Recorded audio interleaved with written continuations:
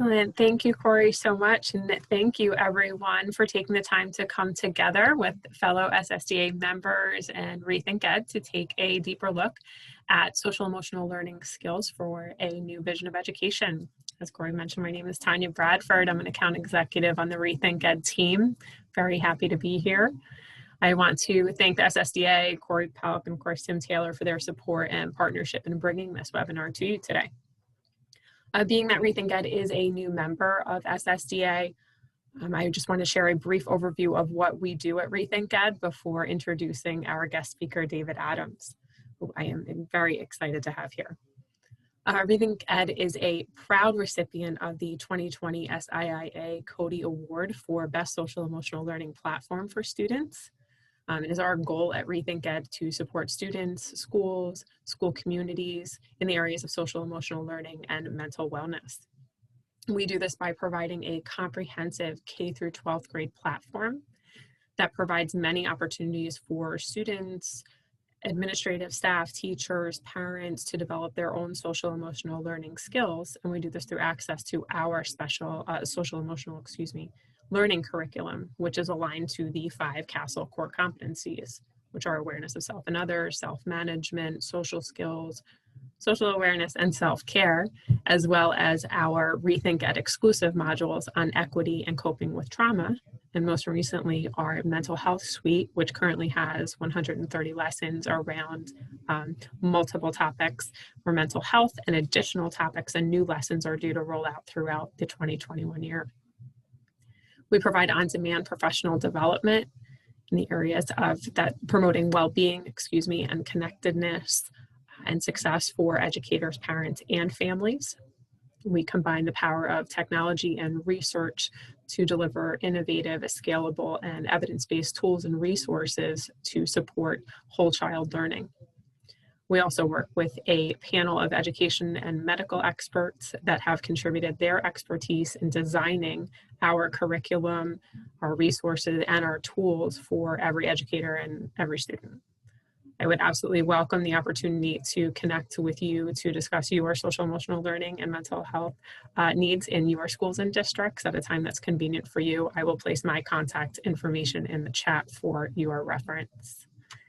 And without further delay, I would like to introduce our guest speaker, David Adams. David is the Senior Director of Strategy at the Urban Assembly, which is a nonprofit organization working to advance economic and social mobility by improving public education across 23 New York City public secondary schools. He's a member of the Board of Directors of CASEL, which I mentioned earlier, the Collaborative for Academic and Social Emotional Learning. He's the former Social Emotional Learning Coordinator for New York City Board of Education District 75, which provides highly individualized, specialized instructional supports for students that face significant challenges. He's an author, having recently co-authored and released a book on emotional intelligence, and has published multiple academic papers around the relationship of social emotional competence and student and academic behavioral outcomes. David's a civil affairs and engineering officer in the Army Reserve. He's worked internationally in schools in England, evaluating programs of positive behavioral supports and social emotional learning as a research intern at Yale University's Health, Emotion, and Behavior Lab. And David is also one of the contributing experts to the Rethink SEL Platform.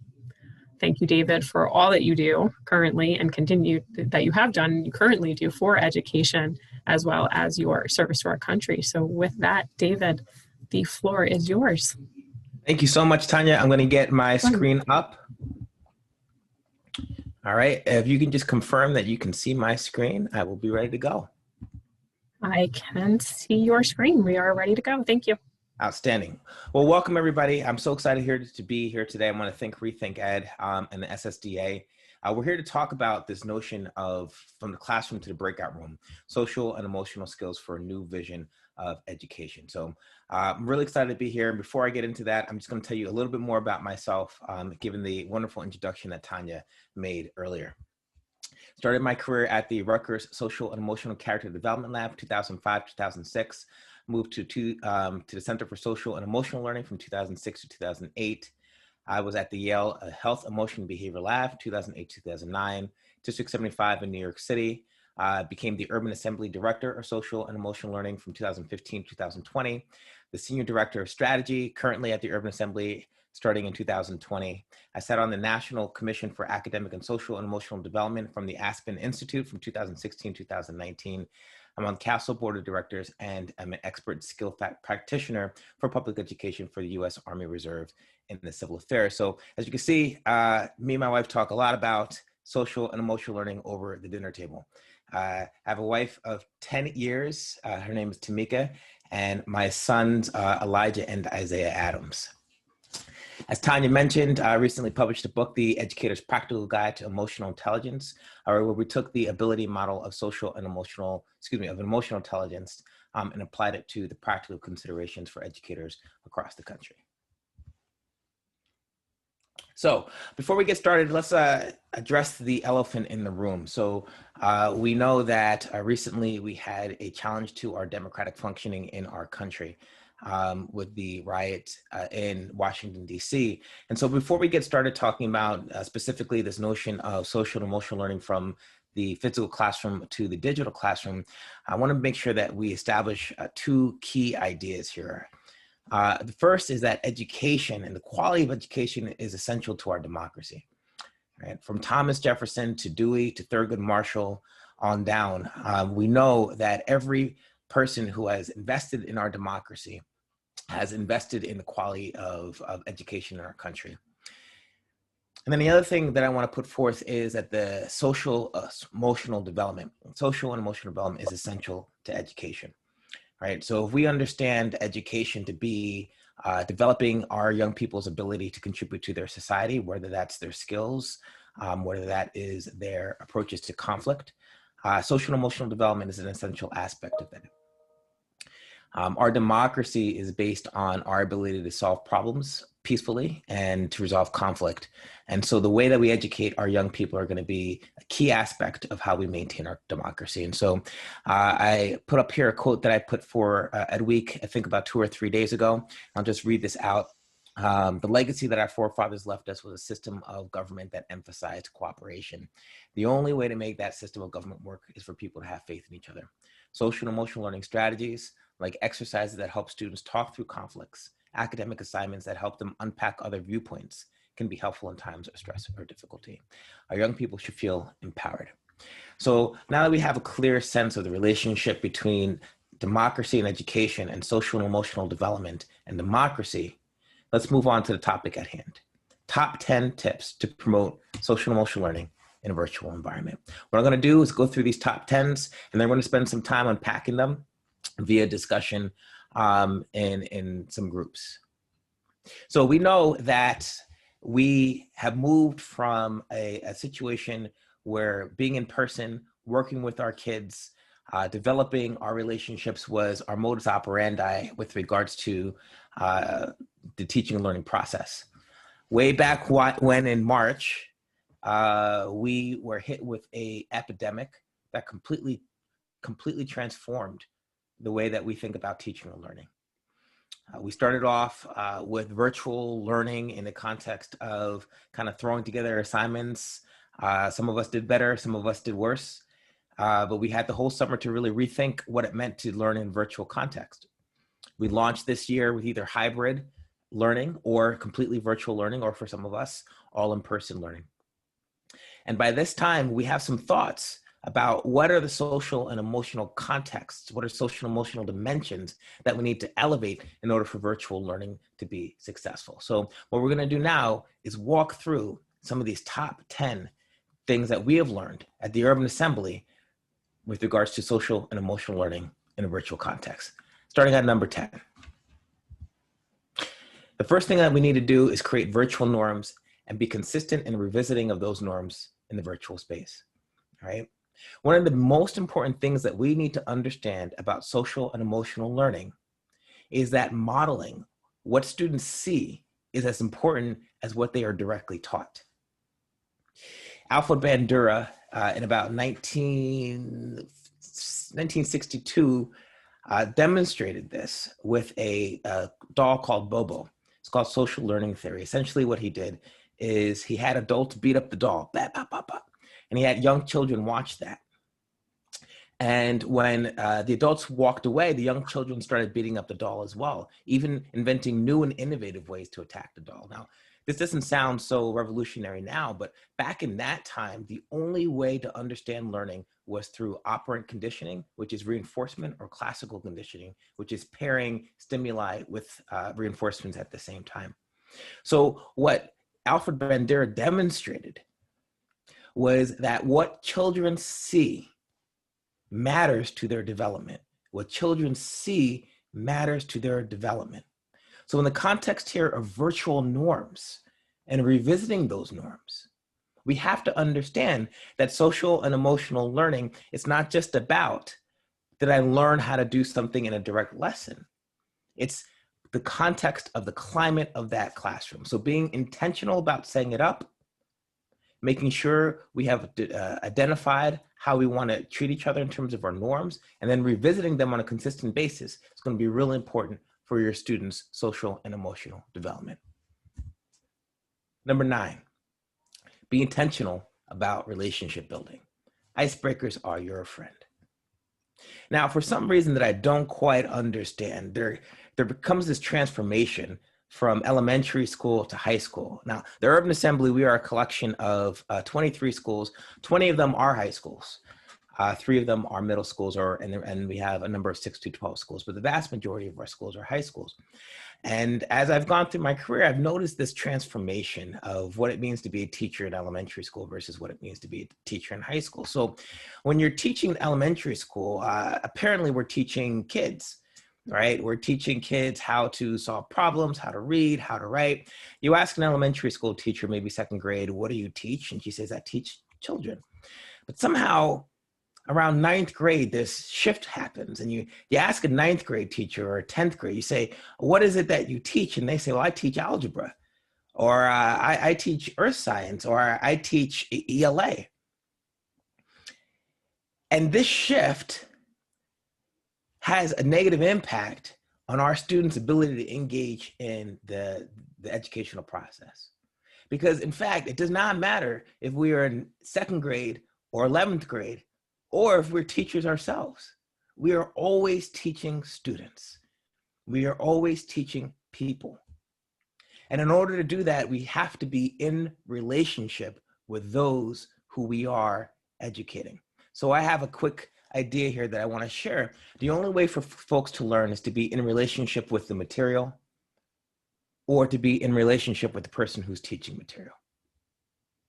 All right? Now, I don't know about you, but I'm not all that excited about being in relationship with calculus or geometry, right? But I can certainly find a teacher who can get me to inspire, or to be inspired based on our relationship that she has established. So be intentional about relationship building. In the real world, we had teachers standing out in front of classrooms, making sure handshakes were given out every time students came in, all right? We had office hours, we had time during lunch for young people to talk to our teachers. In a virtual world, we need to be intentional about this in the same way. Icebreakers are your friend. 5 minutes at the beginning of every day, how you're doing, build a relationship, give some part of yourself in order to get part back from your students. Remember, there's a member over in 2nd grade. It doesn't matter if we're in 2nd grade or 12th grade. We're always teaching people. Let's keep going. Number 8, use breakout rooms and assign students specific roles that allow them to practice their communication and collaboration skills.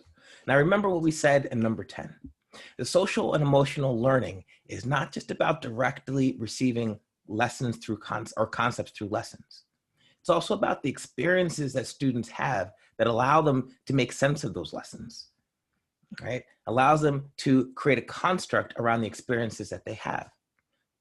One of the most important experiences that young people can have to develop their social and emotional skills is being put into groups that allow them to practice these social and emotional competencies. Now, you'll know this as cooperative learning. We know that there are a number of principles that drive the concepts of cooperative learning, things like assigning roles, things like positive interdependence, making sure that those roles are interdependent so that students need to work together in order to survive. Quick example. Give students an opportunity to record their thinking around what are the top 3 Christmas songs of all time. Top 3 Christmas songs of all time. I do this a lot, right? But they have to come to a consensus around those songs, and they only have 5 minutes to do so, and only one person can write what those songs are. So you notice how we've structured interdependence, role dependence, right? Resource dependence. Only one person can write. Role dependence, having one person be in charge of the time, another person be in charge of the writing.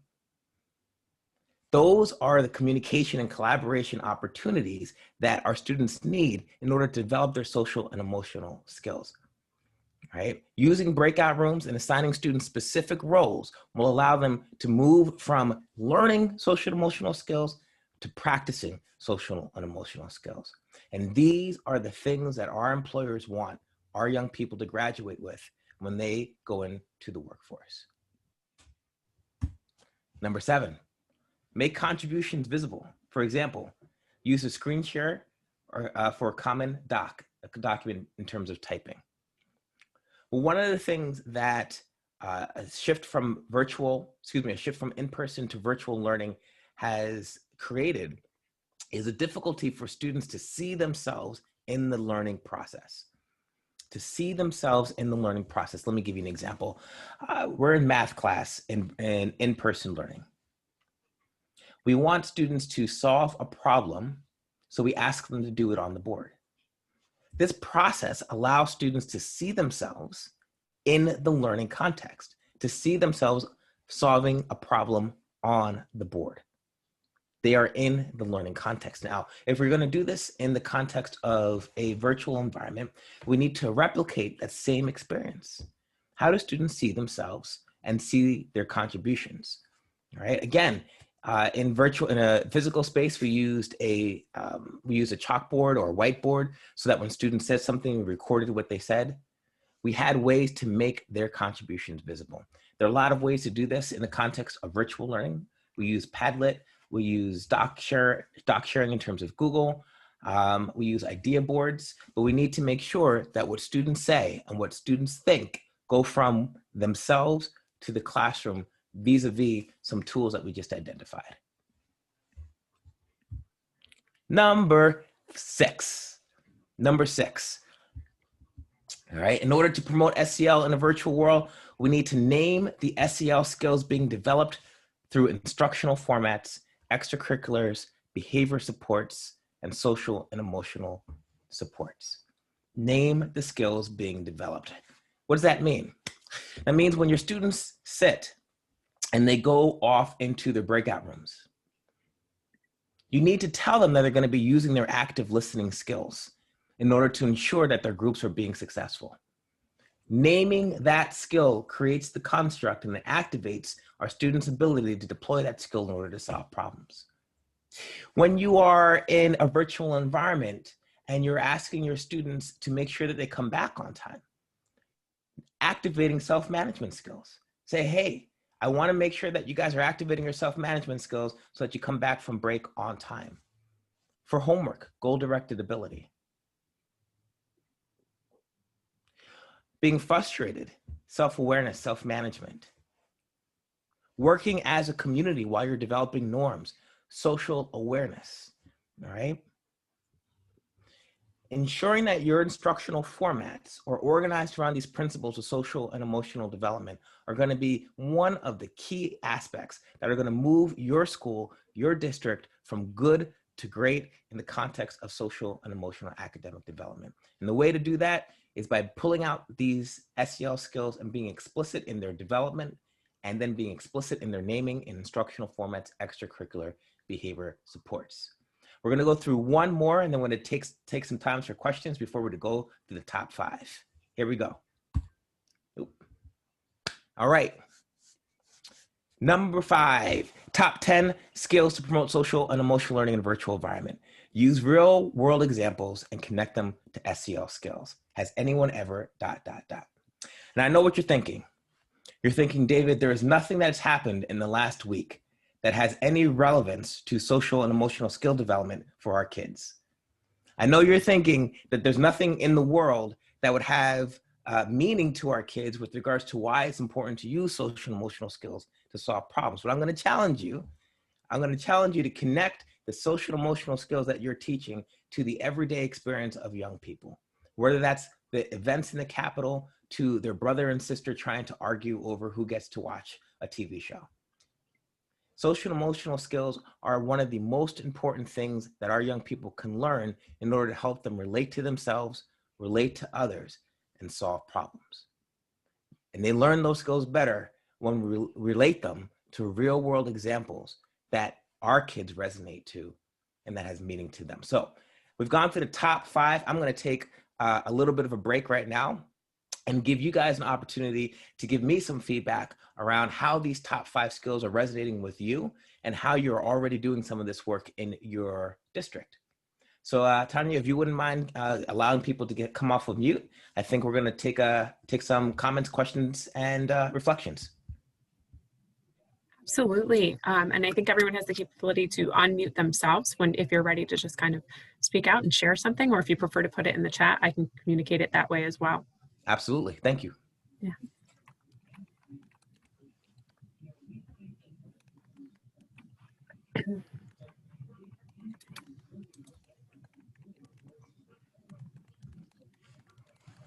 While we're waiting for some things to come in, David, just curious, have you engaged in any conversations with students or even fellow educators about obviously the incidences that occurred last week at the Capitol?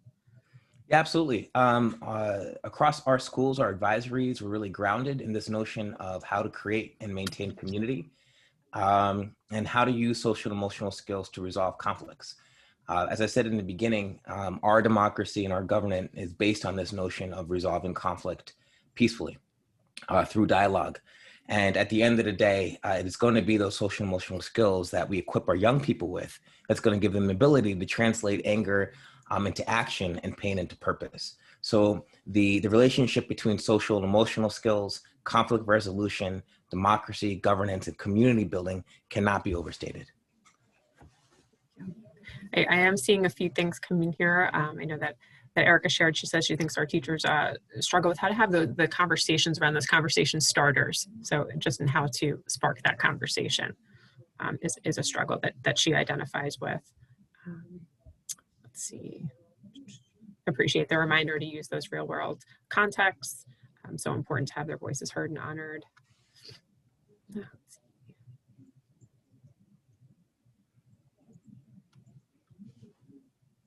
Yeah, just really around looking at how to start those hard conversations, right? That's really kind of what I'm seeing here from feedback from people. Yeah, I appreciate it. You know, young people want to know about their place in the world. And one of the things that we need to do as an education system more broadly is use our schools, use our classrooms to help our young people find their place in the world.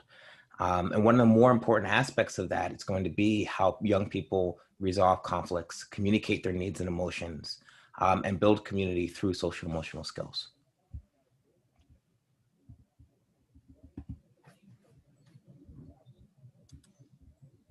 And then kind of sharing around, and I have heard this too, starting those conversations and then having that conversation get away from you, so to speak, where it you know, kind of goes maybe down a path that the teacher's not ready for, and they're not trained facilitators, or their role maybe having yeah, I mean, I can role catch that else. Yeah, briefly before we get to the next one, right? So sure. that's really going to be the importance of essential questions and grounding your conversation and your objectives, right? So if your essential question is how does dialogue help maintain our democracy, then the conversation that you have is going to be focused on problem solving and conflict resolution. And that's going to allow you to engage your young people in a conversation that starts with, in terms of real world, have you ever had a disagreement with somebody and gotten angry and become physical? Whether your brother, your sister, a parent, or something like that. Has that ever happened to anybody, right? Well, how did that end up? Why is it that we believe in using our words versus using violence in order to resolve disagreement? So just as a quick kind of tip on that, Tanya, it's about really starting these questions with really strong, essential ideas that allow us to ground this conversation in constructive ways and engage our young people. We could maybe take one or two more as we move on. Absolutely. And looking at, there's another one that's coming through, looking at how staff kind of struggle to identify the SEL skills to focus and develop. So in approaching what specific skills to focus and develop, if I'm getting that comment in the chat right, Lori, tell me if I got a thumbs up there. Yeah, that's a great point, Tanya. We're going to talk a little bit more later on some of the tools that the Urban Assembly has developed, some of the opportunities that Rethink has created to give language to these social and emotional skill sets, right? The most important thing I want you to walk away with today, we'll talk about it, is the language of social and emotional learning in order to incorporate these concepts into the school climate and culture. And I think that's all that's going to come through for now, but that was kind of a common theme. Yeah. Well, thank you so much, Tanya. Thank you to our folks who participated in this conversation. I'm going to get back to our top 10 tips. So we've gone through number 10, number 9, number 8, number 7, number 6, number 5. We've talked about the importance of norms, right? How should we treat each other? Being intentional about that. We've talked about relationship building. We've talked about how to use breakout rooms and ensure that people are not just in groups, but are actually in teams by giving roles and developing communication. We've talked about how to make contribution visible, naming skills, and using real world examples. And now I know you guys are really excited because we're going to go from number 5 to 4. And we're going to talk about moving from using real world examples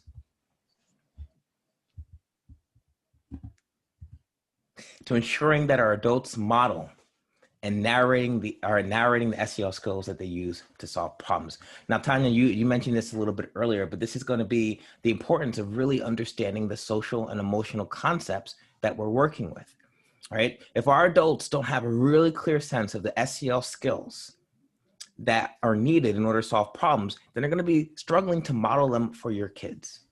So let's go back to our story about Bobo the Clown, okay? Bobo the Clown. So what Bobo Clown taught us in the context of psychology was that students can learn, or young people can learn by watching. It's called social learning theory, not just through direct instruction and reinforcement. So that means that the adults in our students' life need to model the SEL skills that they want our young people to demonstrate. And not just model them, but narrate them. Think about a read aloud in English language arts or reading. Think about how a teacher, while reading a book, will model strategies around reading comprehension so that students have a clear sense of where and when to deploy those skills, as well as a model that reflects that these skills are important. So when we are working in this SEL context in a virtual environment and an adult is getting frustrated because some technology doesn't work, having that adult saying, I'm feeling really frustrated, I'm going to take a second to use my self-management skills, or take a breather, model that breath, and make sure that students see that SEL skills are not just for them, but for everybody. So number 4 is ensure your adults model and narrate the SEL skills they're using to solve problems. Behavior, attach language to that behavior through your words, and then be able to deploy that at the times that students need in order to solve problems. Number 3, use asset-based language to describe social and emotional learning skills, SEL. All right. Now, sometimes we get ahead of ourselves. We get so excited about social and emotional learning. I know that folks on this call, they wake up and think about SEL, they go to sleep and they think about SEL, but sometimes we get so excited about this, we make it seem like we are the only people teaching SEL to our kids, that our students, quote unquote, lack SEL skills, and that's why they're not doing well. In fact, that's not the case, right? Social and emotional learning is like language development.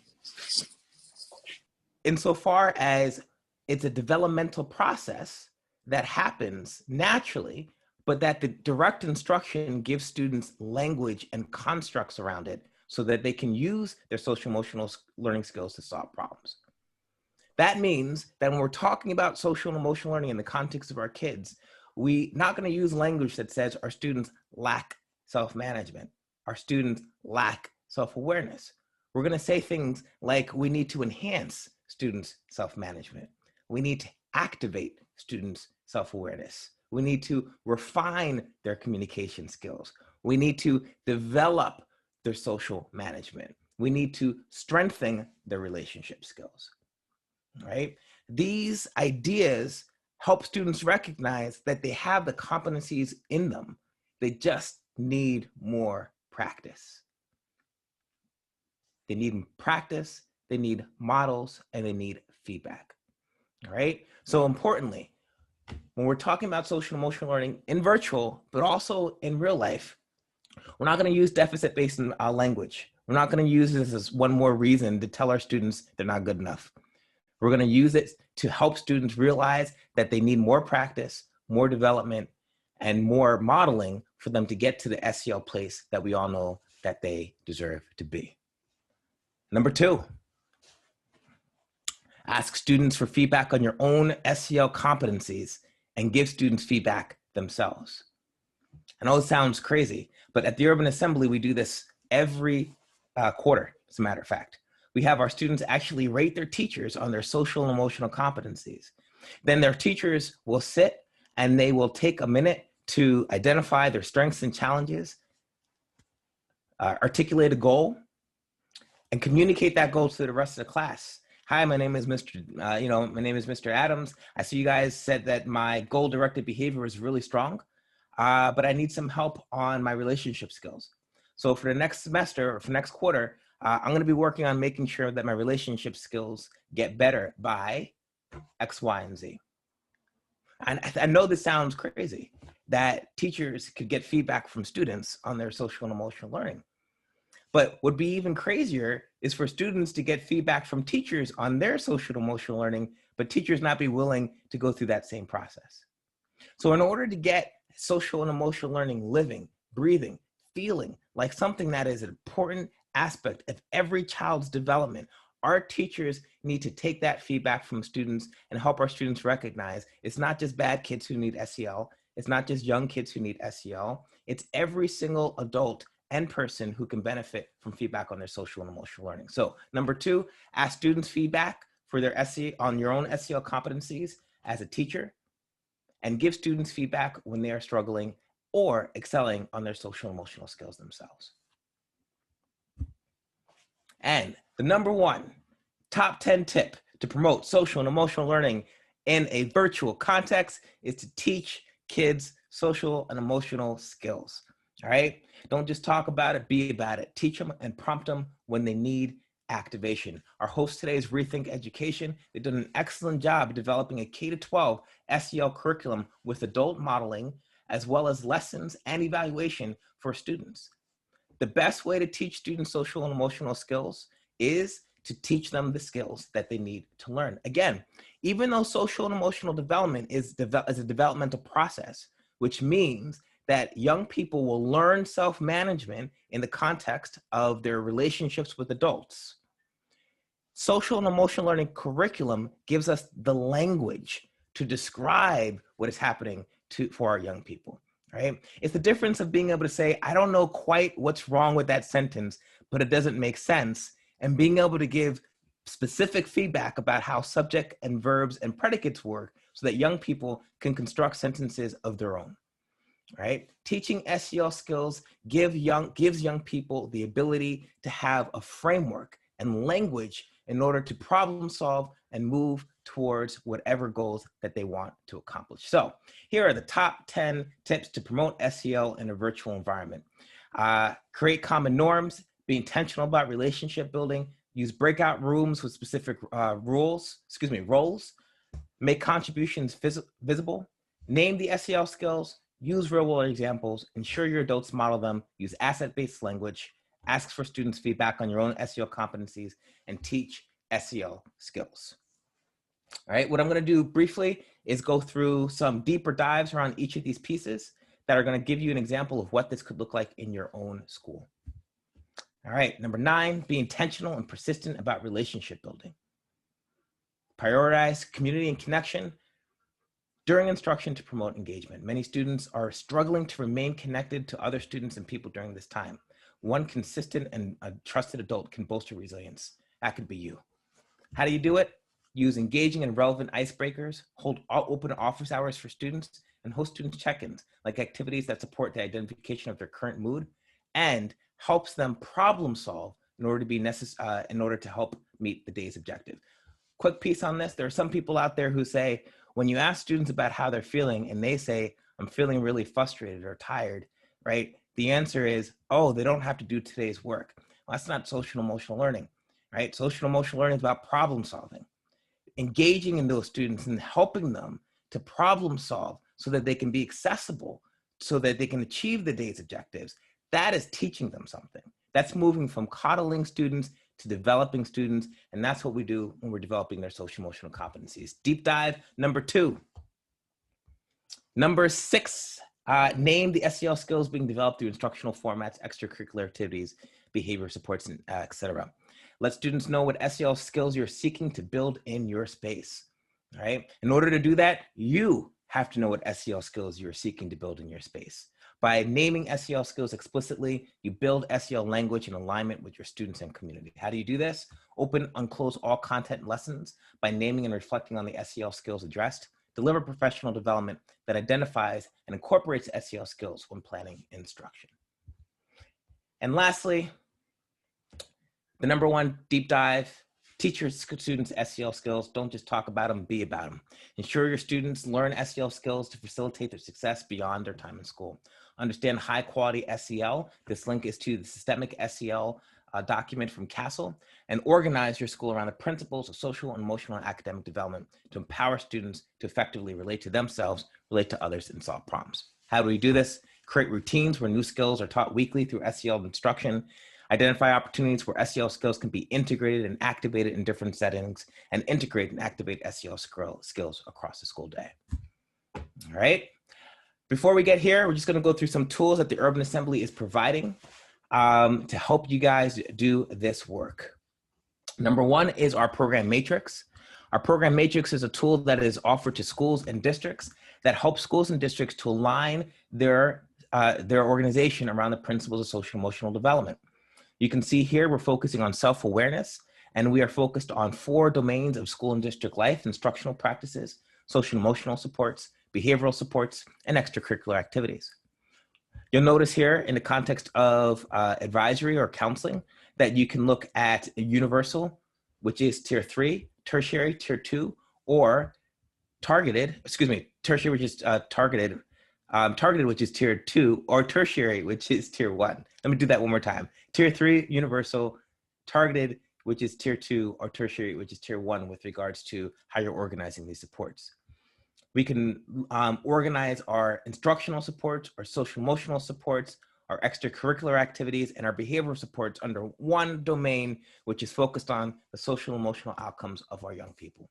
So that's the first tool that I want to demonstrate to you with regards to organizing your school or district around these principles so that every activity is impacting the social and emotional outcomes of staff and students. The next tool that I want to highlight for you is our instructional strategy tool.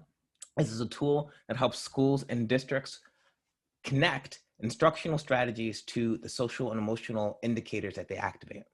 We have 30 instructional strategies that we work with, everything from turn and talks, to Socratic dialogues.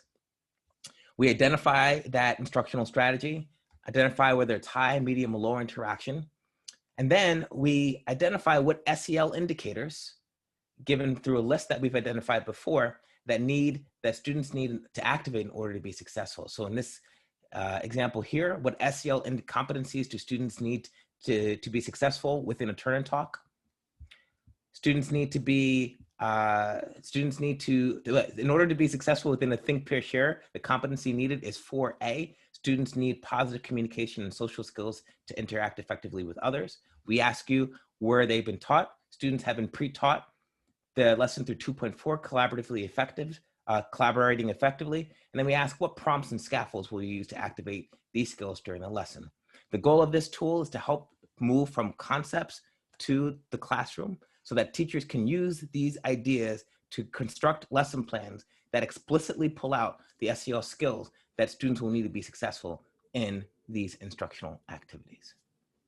So I know we started this conversation by addressing the elephant in the room with regards to the relationship of democracy, social and emotional learning, and education itself. We moved from there to talking about the top 10 tips for being successful in a virtual context for social and emotional learning.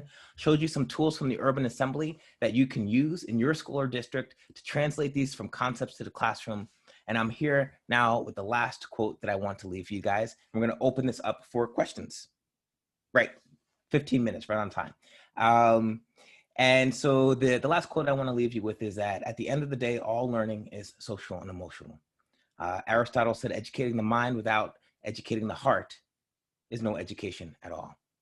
That's what it was supposed to say. It got a little typo in the slide, but educating the mind without educating the heart is no education at all. So I hope we've taken some time to understand the role of education in the promotion of our democracy, and then a role of social and emotional learning in the promotion of effective education. I'll turn this over to Tanya, and we will do a question and answer session to get some more details. Excellent. Thank you so much, David. It was fantastic. As always, you do such an excellent job breaking everything down. Very, very clear understanding of how to kind of approach SEL, the whole child. Thank you. Yeah. And I'm kind of looking through the chat here. We have a comment on curious in your staff meetings, are you being intentional about identifying and articulating SEL skills being used? Absolutely. So one of the ways that we think about preparing teachers to teach students is that we model the SEL skill or lesson that's upcoming in the next lesson for our students during staff meetings. So if we're teaching active listening, we will take 15 minutes to go through an active listening lesson with the entire staff so that we are developing the skills in our staff as well as developing the skills for our students. The same thing with collaborating effectively. One of the big things we do is take the language of SEL, because a lot of our staff members have not had the opportunity to be developed in this domain, which is social and emotional learning. Take the language of SEL and apply it to everything we do. If we put our staff into teams or grade teams or subject teams, we're going to say, hey, don't forget to activate your social and emotional competency of collaborating effectively, as well as developing social awareness. So that modeling from principal to staff creates the conditions for staff to model those same skills for students. And then I would think too, in having that structure, also creating, obviously, that then creates that common language that your entire staff is then using, and obviously then expands to the student body as well. You hit it right on the money, Tanya. One of the hardest things to do around SEL is to create and then deploy a common language so that we all know what it is that we're talking about, right? So when I say turn and talk, it means that we're going to turn and have a conversation. Our instructional language has been codified. We're going to do the same thing with that SEL. That turn and talk, we're going to use some active listening skills. We're going to make sure that we're making eye contact, responding to the person, nodding, and saying the things that we heard back to them. Awesome. And I know that I can just obviously speak from the Rethink point of view. We have an amazing professional services team that's part of our partnership, when we partner with schools and districts. And the professional services team comes in and speaks with the leadership team on how to implement and go about doing that and developing a plan that's tailored specifically to either that district or school, and how to roll out SEL and create that common language and common learning. So yeah, so important. We have a question from how are you addressing SEL? And Kay, I'm believing that directed to David, addressing SEL at the Urban Assembly. Is that in the context of that question? I want to make sure I have that right. I'm looking for how they are assessing it. Oh, assessing, sorry. Read too fast, my mistake. Yeah, thank you for that. So we use a variety of tools. The tool we use at the Urban Assembly is called the DESA, Devereaux Student Strength Assessment. That is a teacher-led tool where teachers evaluate behaviors that are related to social and emotional learning. And then students will also do a self-assessment, and then students will also do an assessment of the teacher. So we are very focused on ensuring that students have multiple perspectives with regards to their social emotional development. The process that happens is that the students will work in groups, usually groups of 4, to develop an assessment of their teacher in terms of their social emotional competencies. The teacher will receive that assessment, look at the lowest scores. This is something that's really important. We want our teachers to model vulnerability and the ability to improve. So they look at their lowest scores, report them out and say, my students are saying I have strengths, for example, in self-management, but I've had challenges maybe in relationship skills. Set a goal. Then teachers will give students individualized feedback. Students will have also self-assessed their own social and emotional strengths and challenges. They'll compare their teacher's feedback to their own feedback, develop a goal for that semester or quarter, work on that quarter or on that goal, receive feedback with the teacher on weekly updates, and then do that same process at the end of the year when they are looking at getting assessed again with regards to their social and emotional development. So that's the tool that we use, and that's the process that we use to create meaning out of that assessment. And I think she just, so yes, so 2 times per year as benchmark, and then you're doing, are you using the DESA mini or the full? We use the full. We sometimes use the DESA mini for a third benchmark assessment in the middle of the year. The reason we use the DESA full is so that students can break down specific indicators. So things like being able to remember important information, or being able to resolve conflicts proactively. That's really specific, and students are planning on that specific level in terms of their goals. They're not saying I'm developing my self-awareness. They're saying I want to be better able to articulate my strengths and challenges, and that's an indicator level on the DESA. Awesome, thank you. And I think that's just so important too, and even going back to what you were saying in the beginning, David, when you're looking at you know, elementary, the difference between elementary teachers to high school, you're looking at, okay, I'm teaching students, we're all teaching students, but the way we approach SEL skills is so commonly different than how we are approaching reading, writing, and math.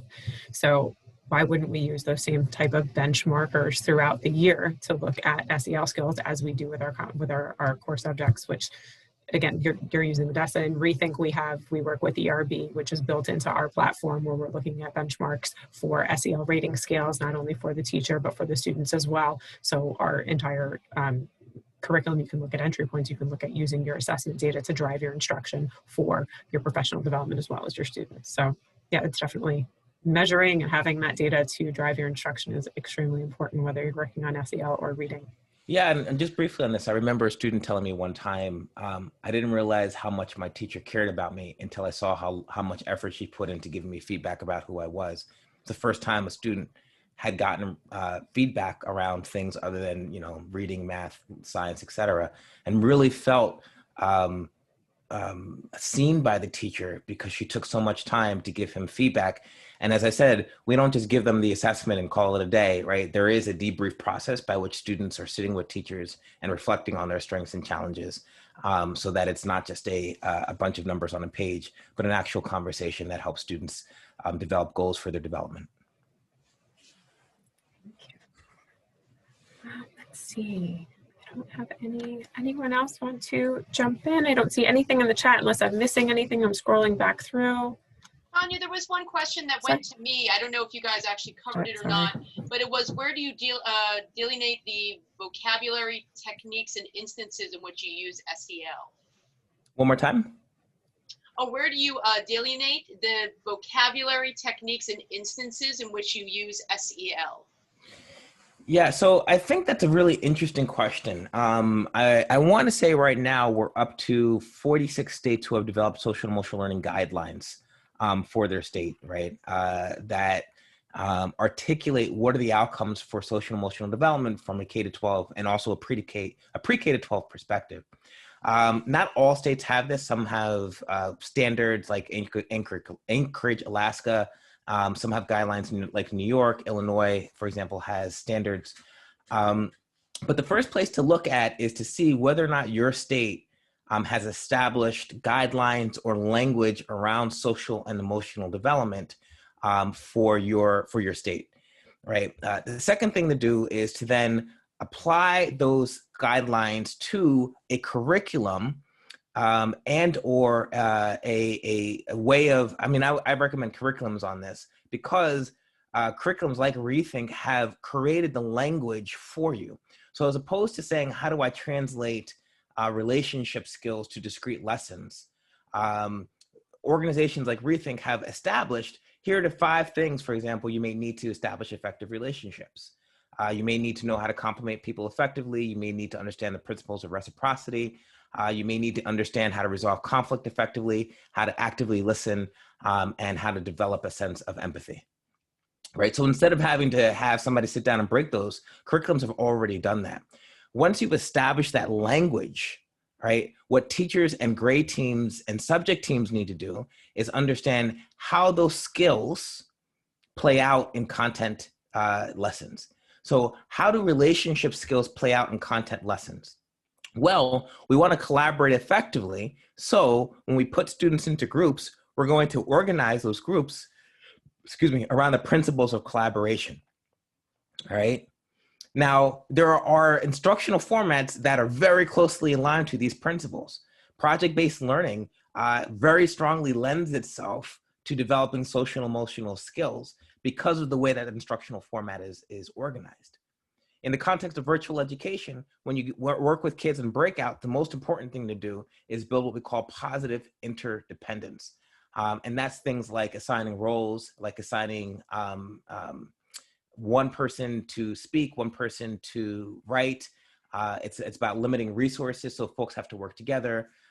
Those are ways you can structure those experiences so students develop those skills. So just as a recap, starting off with your guidelines or your standards from your state, moving into curricula. CASEL puts out a great guide every year that's focused on SEL select programs that articulate a number of SEL curriculums. Rethink Education is one of our hosts here and has a great curriculum. Moving from curriculum to skills, moving from skills to integration into content area through vocabulary and the activation of those vocabulary concepts throughout the day.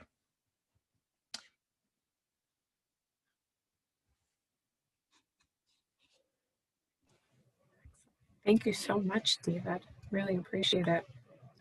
And if there's not, let me see, I'm constantly checking.